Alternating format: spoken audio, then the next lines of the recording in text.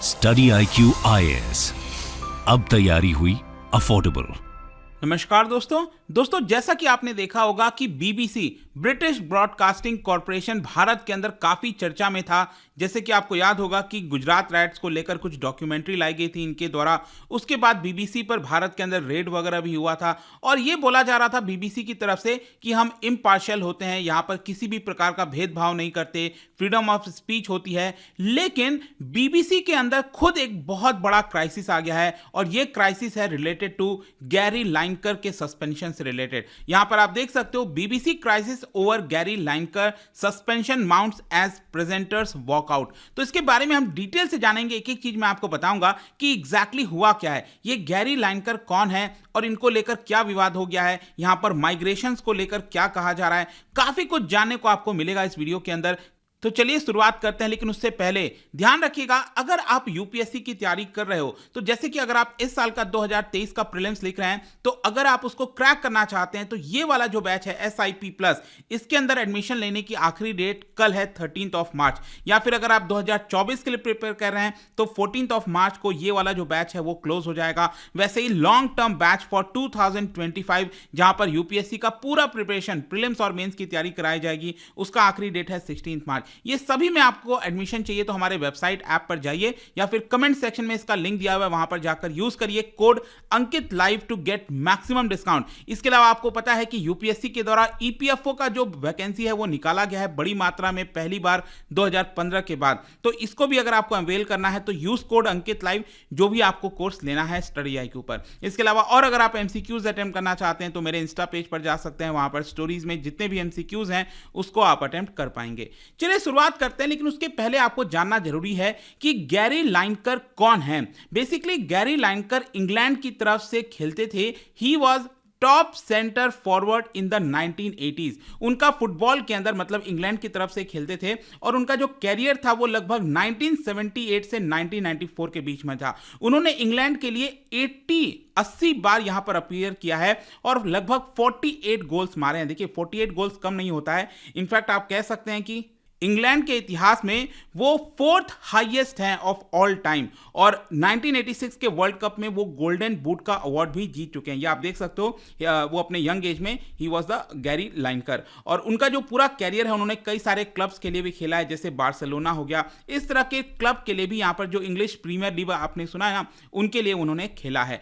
अब क्या है कि आपने देखा होगा भारत के अंदर भी जैसे कई सारे जो क्रिकेटर्स होते हैं, जैसे आप काफी देखते होंगे कि जब स्टार स्पोर्ट्स पर कोई भी मैच आता है तो रवि शास्त्री हो गए या फिर सुनील गावस्कर का आपने देखा होगा, इरफान पठान हो गए, वो लोग क्या करते हैं, वो आकर प्रेजेंट करते हैं, मैच वगैरह में आते हैं, कमेंट्री देते हैं, प्रेजेंट करते हैं। तो काफी सारे स्पोर्ट्स पर्सन का कैरियर आगे चलकर इसी में बीत जाता है। उसी प्रकार से जो गैरी लाइनकर हैं उनका एक शो आता है बीबीसी में। आपको पता है कि इंग्लिश प्रीमियर लीग होता है आपका और उसको लेकर जो भी प्रेजेंटेशन वगैरह देना है तो उसको लेकर बीबीसी के द्वारा एक शो लाया जाता है। इस शो का नाम है match of the day, MOTD इसको बोला जाता है और ये बहुत फेमस है। मतलब इंग्लैंड के अंदर तो है ही है, लेकिन इसके साथ साथ पूरी दुनिया के अंदर ये जो पर्टिकुलर है आपका वो मैच के एंड में उसके बारे में बताता है कि किस तरह का यहाँ पर सब कुछ हुआ, मैच कैसा चला, उसके बारे में डिस्कशन। जैसे कि भारत में क्रिकेट को लेकर आप अक्सर देखते होंगे कि मैच के पहले और बाद में जिस तरह से यहाँ पर होस्ट किया जाता है उसके बारे में काफ़ी सारे डिस्कशंस होते हैं। तो उसी को लेकर यहाँ पर जो गैरी लाइनकर हैं उनका ये पूरा शो चलता है और 1999 से वो इस शो को होस्ट करते आ रहे हैं।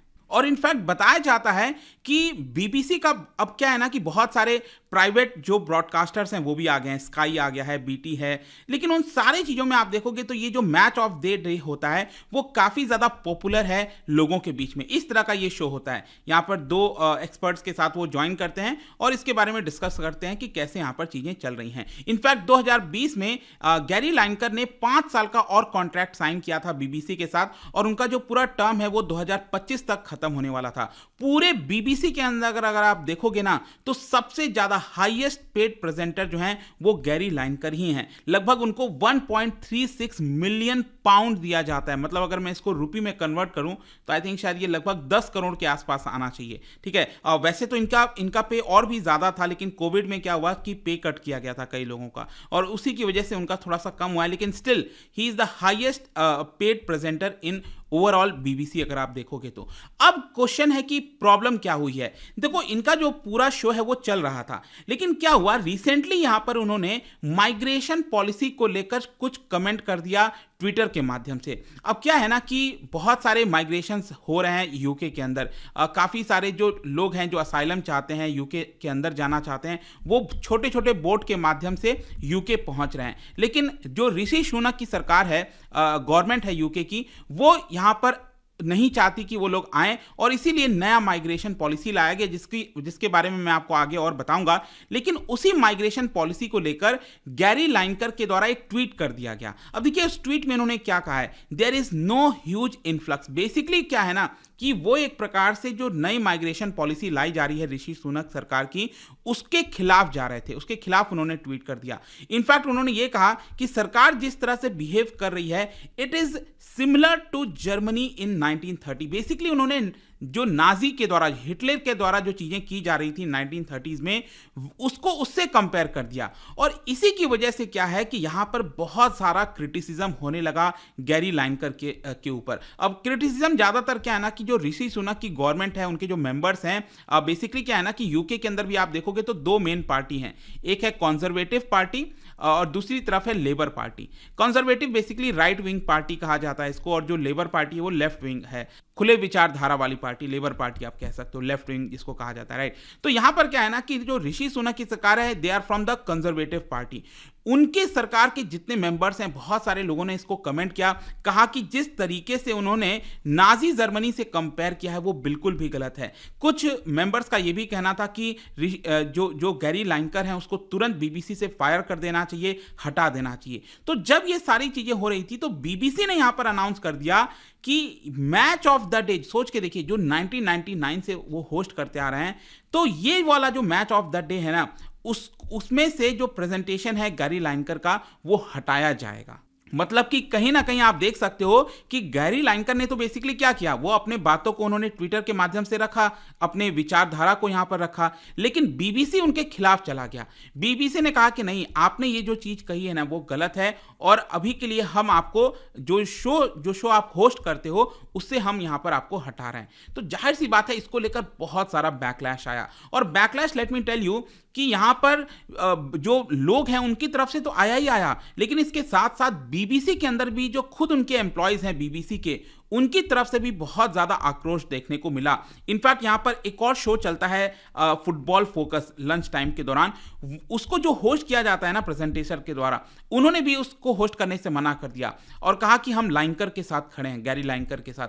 मतलब कि बीबीसी के अंदर एक बहुत बड़ा क्राइसिस आ गया है कि लोग यहां पर जो प्रेजेंटर है, जो होस्ट करते हैं शोज, वो होस्ट करने से मना कर रहे हैं, क्योंकि बहुत से लोग गैरी लाइनकर के साथ इस समय खड़े हो गए हैं कि यहां पर बीबीसी को अपने फ्रीडम ऑफ स्पीच की जो बात कही जाती है बीबीसी के द्वारा, उसको एक्चुअल में लागू करना चाहिए। और इसके साथ साथ एक और चीज याद रखिएगा कि बीबीसी 100 साल पुराना है आपका, ठीक है, जो कि यूके की नेशनल ब्रॉडकास्टिंग एजेंसी है, और इसका जो पैसा है ना, जो बीबीसी जैसे चलता है, वो यूके के लोगों के द्वारा ही दिया जाता है। बेसिकली क्या है कि यूके के अंदर जितने भी लोगों के घर में टेलीविजन है, वो एक प्रकार से ड्यूटी के तौर पर यहां पर पेमेंट करते हैं, और उसी पेमेंट से जो बीबीसी है पूरा वो चलता है यहां पर। तो ये बोला जाता है कि जो भी प्रेजेंटर है न्यूज कवरेज कर रहा है उसको इम्पार्शियल होना पड़ेगा। लेकिन आप समझिए, लैंकर कोई न्यूज तो होस्ट करते नहीं है, कोई करंट अफेयर्स को लेकर तो होस्ट करते नहीं है, वो तो बेसिकली क्या है कि उनका वो एक फ्रीलांस की तरह काम करते हैं, अपना कि एक पर्टिकुलर टाइम स्लॉट पे उनका एक कॉन्ट्रैक्ट हो रखा है, उसी के हिसाब से उनके द्वारा यहाँ पर काम किया जाता है। तो इसी की वजह से पूरा एक काफी बड़ा क्राइसिस बीबीसी के अंदर आ रखा है। आई होप कि आप समझ पाए होंगे। लेकिन यहां पर एक और नेक्स्ट क्वेश्चन है कि गैरी लाइनकर ने जो यहां पर अगेंस्ट बोला है माइग्रेशन पॉलिसी को लेकर, वो क्या है। देखो, ट्यूसडे को अभी क्या हुआ था, जो लास्ट अभी ट्यूसडे गया है ना, ब्रिटेन ने, ऋषि सुनक की सरकार ने यह अनाउंस किया कि बहुत सारे लोग इंग्लिश चैनल के माध्यम से छोटे छोटे बोर्ड पर, ये जो आप देख रहे हो ना छोटे छोटे बोर्ड पर जो है बहुत सारे लोग यूके के अंदर आ रहे हैं इलीगल तरीके से। एक्चुअली अगर आप देखोगे मिडिल ईस्ट के अंदर, चाहे अफगानिस्तान है, ईरान है, इराक है, बहुत सारे देशों से जो लोग हैं माइग्रेट करते रहते हैं, आपको पता है, यूरोप की तरफ। अब जो वो लोग यूरोप आते हैं, इटली जाते हैं, फ्रांस जाते हैं, जर्मनी, कई सारे देश जाते हैं, तो उनमें से कई लोग ऐसे होते हैं जो प्रेफर करते हैं यूके के अंदर जाना, क्योंकि उनको लगता है कि वहां पर इंग्लिश लैंग्वेज होगी, उनको जॉब आसानी से मिल जाएगी। तो इंग्लिश चैनल क्रॉस करके वो यहां से क्रॉस करने की कोशिश करते हैं, और बोट से बेसिकली इसलिए करते हैं ना, क्योंकि क्या हुआ था कि कोविड-19 जो पैंडेमिक आया था, उस समय रेल, एयर, शिप जो है वो सब कुछ बंद हो गया था। तो उस समय यहां पर लोगों को स्मगल करने के लिए, भेजने के लिए ये जो इन्फ्लेटेबल जो छोटे छोटे बोट्स आप देख रहे हो, उसके माध्यम से लोगों को भेजा जा रहा था।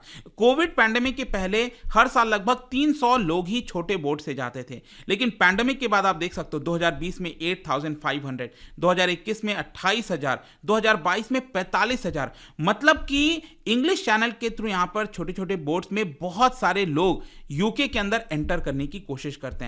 तो नया जो माइग्रेशन लॉ आया है, उसमें यहां पर ऋषि सुनक की सरकार ने यह कहा है कि अगर कोई भी पर्सन बोट के माध्यम से अगर यूके के अंदर आएगा, तो या तो हम उसको वापस भेज देंगे उसके घर, और या फिर उसको डिपोर्ट मतलब उसको अरेस्ट कर लिया जाएगा, उसको रख लिया जाएगा। हम किसी भी प्रकार का असाइलम यहां पर नहीं देंगे। तो यूके सरकार इसके खिलाफ है कि कोई भी इलीगल तरीके से यूके के अंदर नहीं आना चाहिए, और इसी की वजह से जो गैरी लाइनकर हैं वो इसके खिलाफ है कि नहीं, यूके को इस तरह से, मतलब कि यूके को बेसिकली ह्यूमैनिटेरियन असिस्टेंस देना चाहिए, ह्यूमैनिटी के तौर पर इस चीज को देखना चाहिए, क्योंकि यूके में उतने लोग नहीं आते हैं जितने पूरे यूरोप के अंदर आते हैं।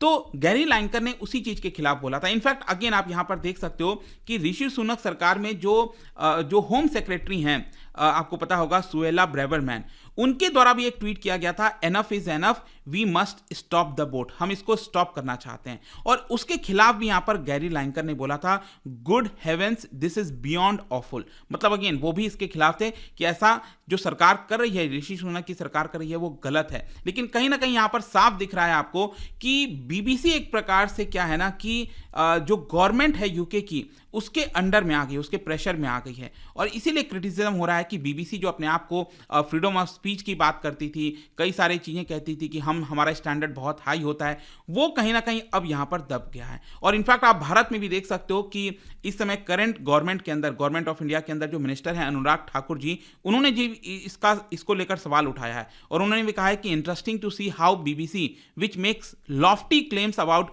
Journalistic objectivity, independence, suspends their star anchor over his social media activity. और यही नहीं, मैं आपको यह भी बताऊं कि बीबीसी में यहां पर एथनबर्ग, जो कि काफी फेमस हैं, उनका एक एपिसोड आना था, और उसको भी ब्रॉडकास्ट करने से मना कर दिया है बीबीसी ने, क्योंकि यहां पर यह बोला जा रहा है कि जो राइट विंग बैकलैश है उसका डर हो सकता है।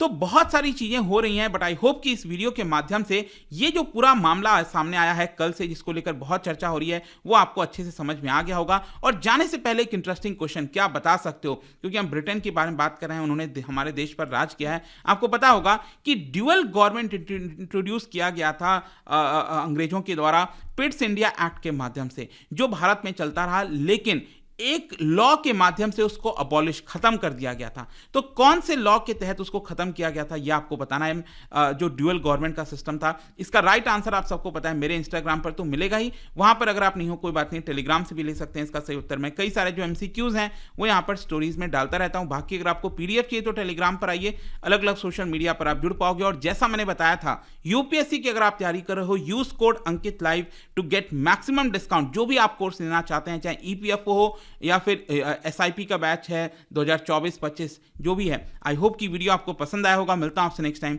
Till then, thank you very much, see you soon. Study IQ IAS, अब तैयारी हुई अफोर्डेबल।